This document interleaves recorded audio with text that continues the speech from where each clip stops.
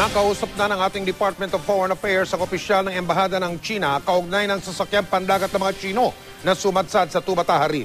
Ayon sa DFA, ipiniliwanag lang nila ang kasong kinakarap ng mga mangingisdang Chino. Sa eksklusibong video naman ng GMA News, ito't panoorin nyo ang iba't ibang nakuha mula sa naturang barko.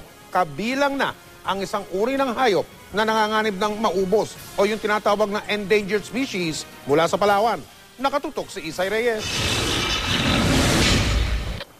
Kuha ang video ito noong linggo habang nasa Tubataha Reef ang mga grupong nagsagawa ng assessment sa lagay ng FV Minlong U at nag-inspect sa mga nilalaman nitong kargamento.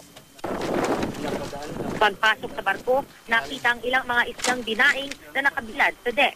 Sa loob ng barko, mayroon ding bulto-bultong pera na umano yung mga play money lamang. In-inspection din ang mga compartment, cabinet at iba pang bahagi ng barko. Sa isang compartment, tumambad ang mga kahon na tila gamit sa packaging. Tubig naman ang laman ng isa pang compartment. Pero sa pangatlong compartment, dito tumambad ang mga sakong magkakapatok. Ayon kay Noel Bundal, isa sa mga park ranger ng Tubataha Reef, nung una raw ay inakala nilang mga yelo ang laman nito. Ano kayo yung sako na yan? Yelo nga. Yelo daw yung sako na yan. Hindi. Dami ng tubig oh. Pero nang buksan, dito na tumambad ang mga patay at process na panggulin o balinto, isang uri ng scaly anteater. Ay, balintong pa rin, go! Balintong pa rin! Ano po karami? Paano nila? Ano po yan? Dito na sa Palawan, mayroon yan. Marami nito sa mga mabatong lugar, lalo na sa hilaga at timog na bahagi ng Palawan. Pero may tuturing na endangered species ang balinto. Bibilogin niya yung katawan niya. Parang defensive mechanism yan.